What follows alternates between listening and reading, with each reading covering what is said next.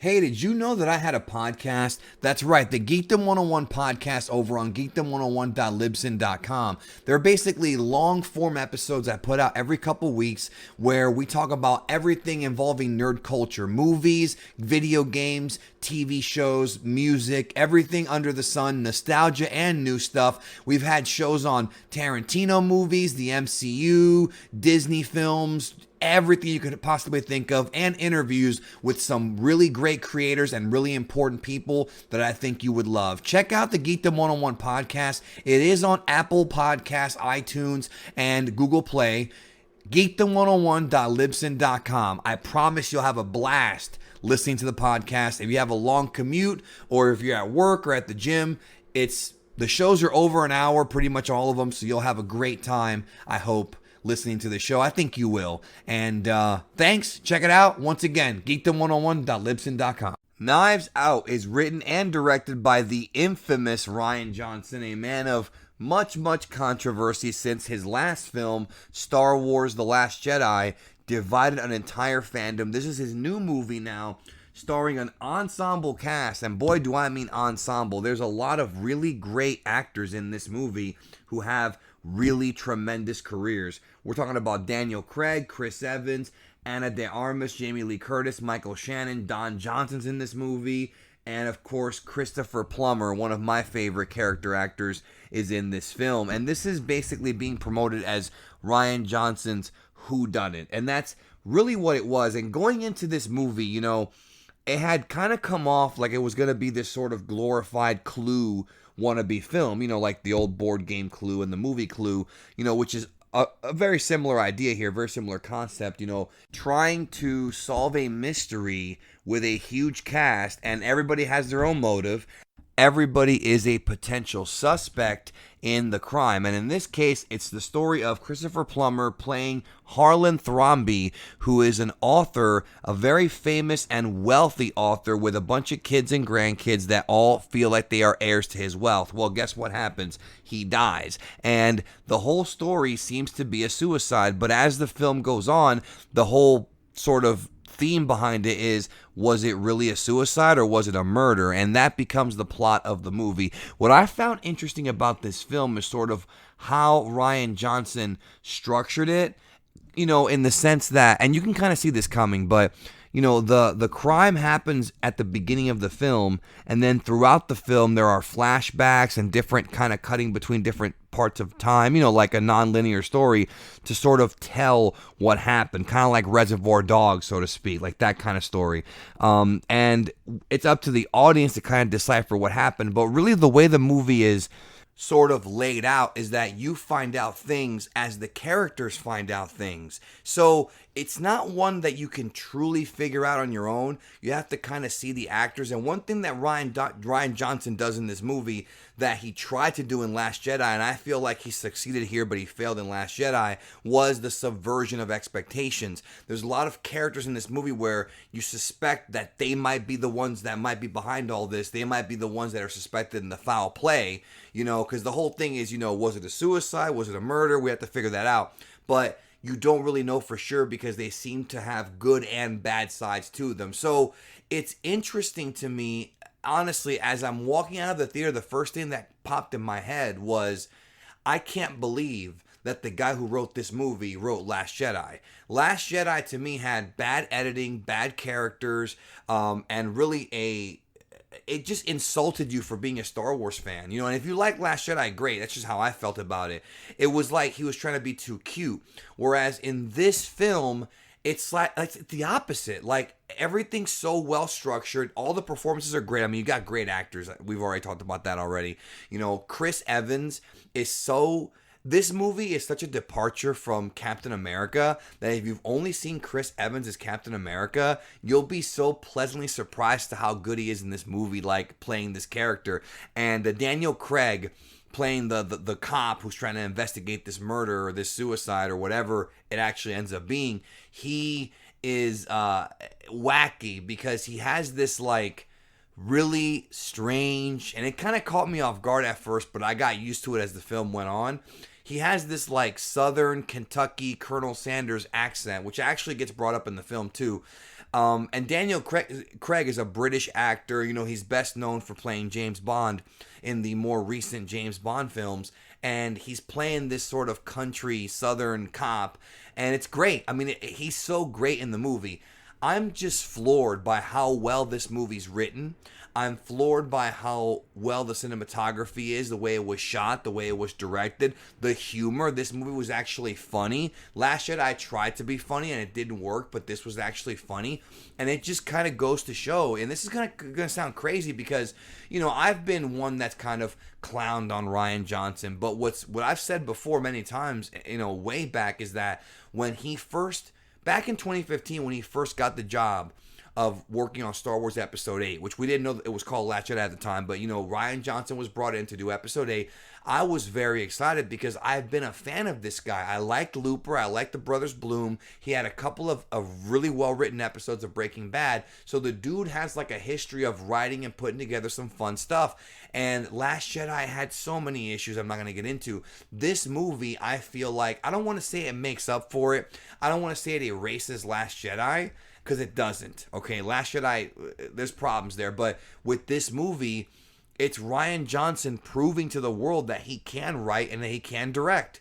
Point blank. And yeah, the actors did their part. They were all great. But the writing, to me, I felt was superb. I thought it was superb writing. And like I said, it's a little bit of a different whodunit film because, you know, halfway towards the movie, actually less than halfway, about a third towards the movie, it becomes a very different movie. It goes from one whodunit to another whodunit. It goes from one mystery to another mystery, and Rian Johnson makes you think one thing, and then it winds up being something totally different, and there's twists and turns, and the twists all kind of make sense, and he sets things up in Act 1 that get paid off in Act 3.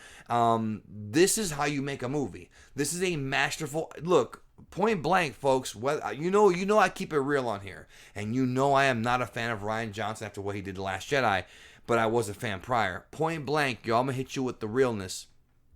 This was a good movie. Not only was it a good movie, it's one of my favorite movies of the year.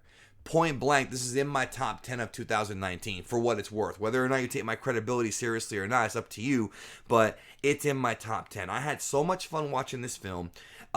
It was such a blast, and I love how, you know, like I said, things are so well written because you're meant to believe one thing, and then you find out that that's not true, but then you find out that something else is true, then that might not be true, and the movie plays with you over and over and over again, but it's done right. And I feel like if Rian Johnson can create his own characters, he can make a great movie. If Rian Johnson is given creative control of another series, another franchise, especially one like Star Wars that has 40 years of equity, you know what I mean? That, to me, is like a mistake. I feel like Rian Johnson's like Quentin Tarantino, where he has to create his own characters and bring them to life.